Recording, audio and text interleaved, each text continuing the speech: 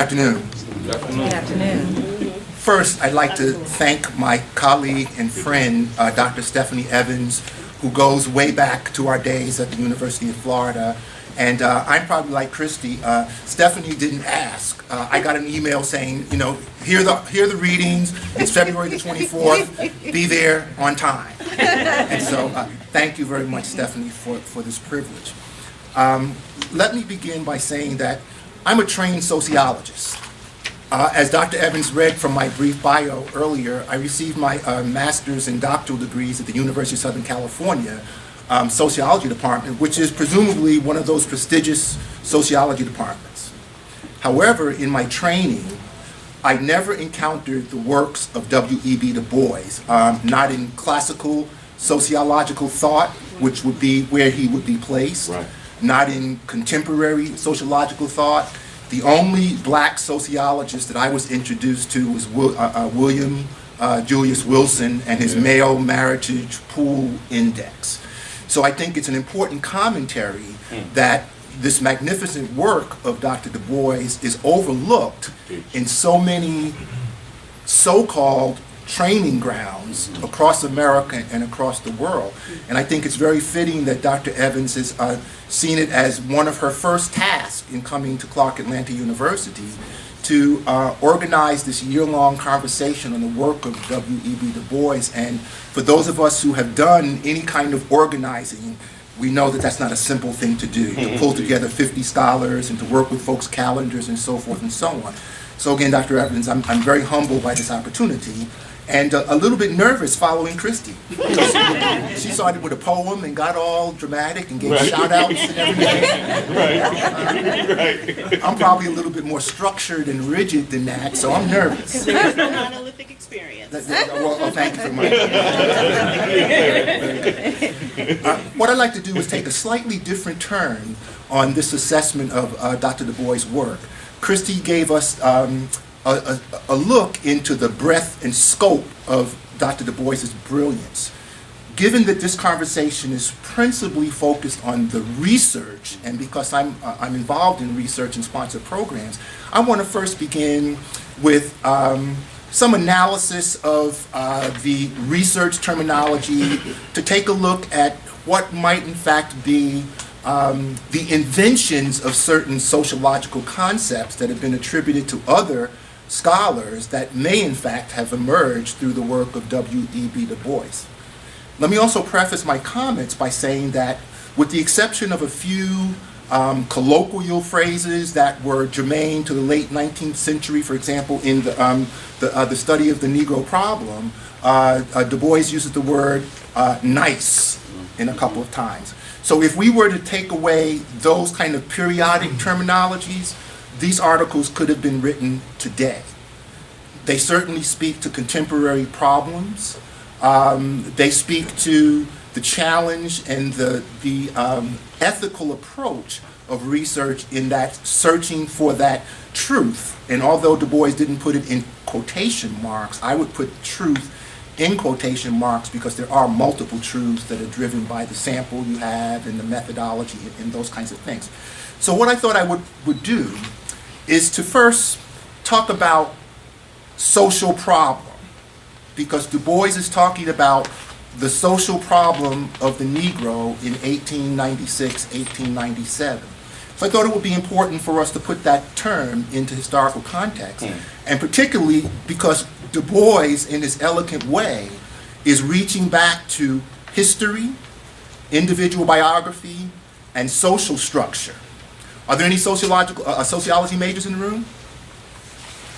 A couple. So I won't put you on the spot. But when we think about those three concepts, history, individual biography, and social structure or stratification, for me, being trained in the scenario that I was trained in, I think of C. Wright Mill's sociological imagination, which was in the 1950s, in the mid-20th century. Yet in 1896 and 1897, Du Bois is alerting us to the importance of seeing the Negro problem from a historical point of view, from a stratification or social structure point of view, and as well from the point of view of the individual biography of the Negro of that time. So that's a key insight for me into the depth and scope of Du Bois' thinking as a sociologist. And again, we see C. Wright Mills in 1950 outlining what he calls the sociological imagination, yet Du Bois is in fact employing a sociological imagination in 1896. And what C. Wright Mills, in no relation to me, at least, well, maybe there's a relation. Maybe there's, if I go back far enough. But what C. Wright Mills suggests is that no sociological study has completed its journey unless it is considered the way in which individual biography, history, and social structure or stratification inform one to another. That is clearly what Du Bois is asking of us in his writing. In terms of the origins of the expression social problem, first let me say, and as Du Bois also points out in his study of the Negro problem, it's not singular. It's social problems, because they're ever evolving, they're informed by the spirit of the day, they're informed by perceptions, cultures, so forth and so on. But according to the literature that I was able to investigate, if we go back to the origins of this word, it goes back to the early 19th century, prior to 1865, during the American Reform Movement. And so the idea of a social problem was primarily found in its earliest iterations in the literature on socioeconomic criticisms.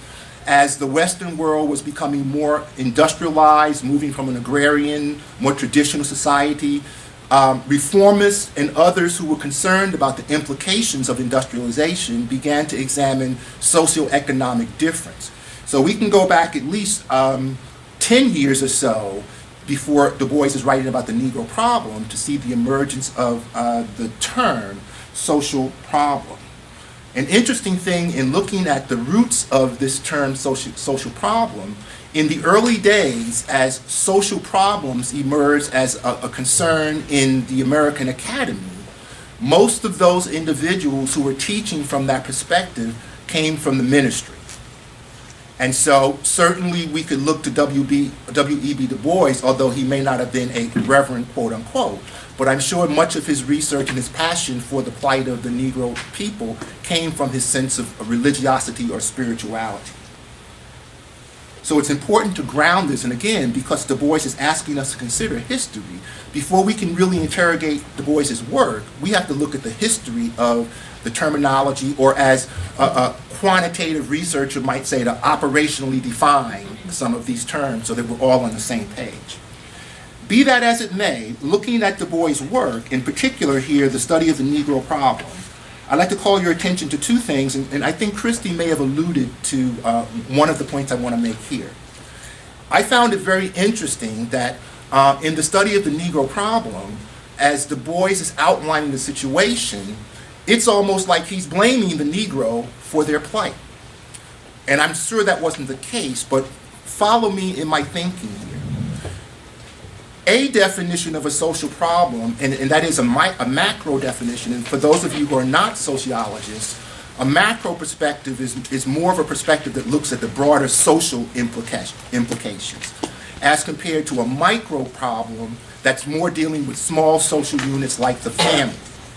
So in Du Bois defining this social problem, or the problem of the Negro, he looks towards the Negro as a group, and then as different legislation and codes are emerged, Du Bois speaks about a shifting of the social problem of the Negroes from the group to the family.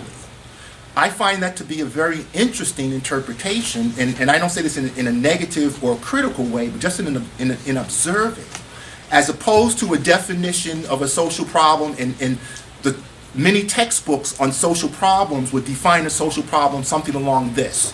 When significant people or significant numbers of people seek to evoke change about some situation in society for which they're unhappy. Something along those lines, so don't quote me, but the important elements there are significant people, and that would presume to be individuals who have some elevated status in a society, or significant numbers of people, large masses, some social movement. So in defining and grounding the problem of the Negro, or the social problem of the Negro, Du Bois does not refer to significant people, nor does he refer to significant numbers of people. So when we get into our panel discussion, that's a point that I think is worth coming back to maybe speculate or hypothesize on why is it that this is the focus that Du Bois is taking. And again, I don't suggest that he's blaming, but there's got to be some important interrogative point that he's making by focusing in that direction. Also, I find it interesting that Du Bois, in talking about some of the characteristics that are problematic and troublesome in this time, he refers to things like the Negro being ignorant and lawlessness. He speaks briefly about dysfunctional marriage, although those were not his words. So for me, this is anomie. So the term, again, those of you who are sociology majors, Emile Durkheim, anomie, or normlessness. So again, who was the originator of these terms? Emile Durkheim was, writing about suicide in 1897 was Emile Durkheim's book on suicide. And that's when the term anomie was introduced. Are you with me? Yeah. Okay. Du Bois is talking about lawlessness and aimlessness in 1896 and earlier. So as I said when I came to the podium, as a trained sociologist, I've never been introduced to the sociology of W.E.B. Du Bois. So for me, anomie is something that was coined by Emile Durkheim. But now I'm questioning the origins of those concepts because they're contemporaries in a large extent. So again, as we're having this discussion, I think it is important for us to see Du Bois as being on the cutting edge.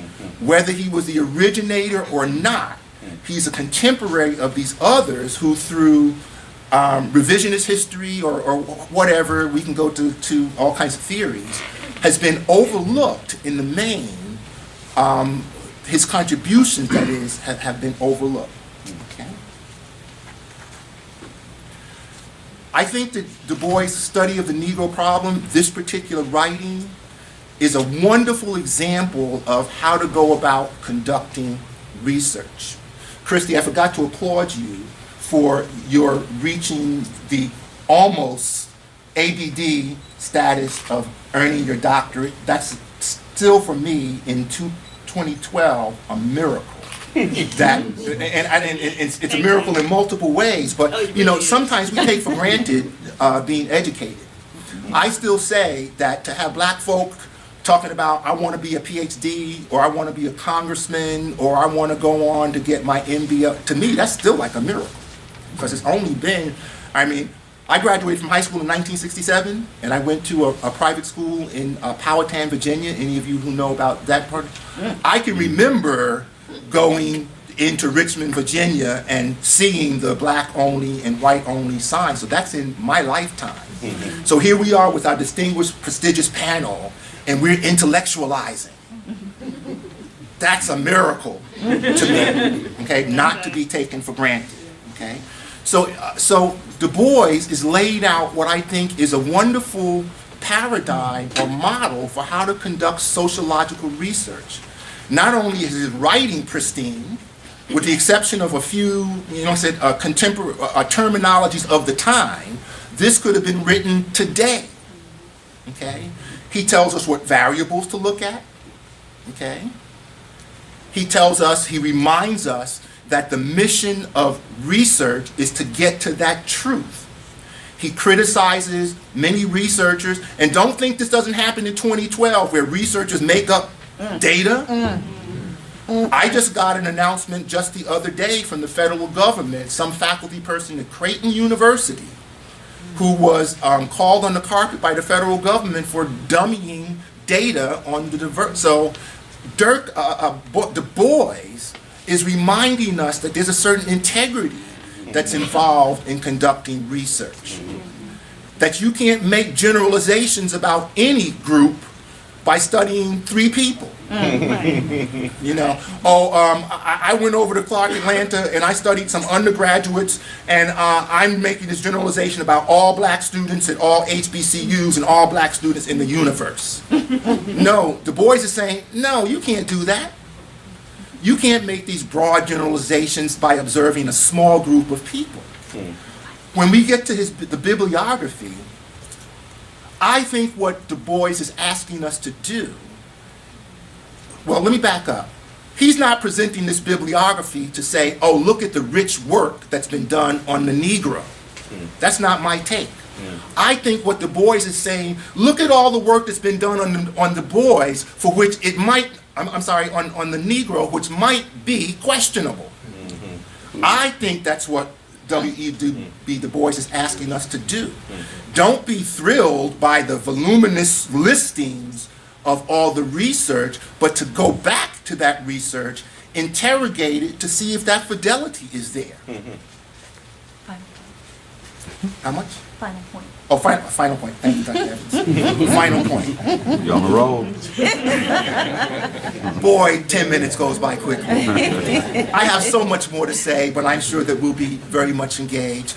So my final point is that W.E.B. Du Bois is clearly a scholar and an intellectual that should be held in the highest esteem in the academy, and that this is a wonderful opportunity that's been initiated by Dr. Evans for us to embrace him as a native son and to put his work back out there in the universe, and to insist that the work of W.E.B. Du Bois is such that every person that claims him or herself to be a sociologist must travel through the work of W.E.B. Du Bois. I look very much forward to our engagement. Thank you.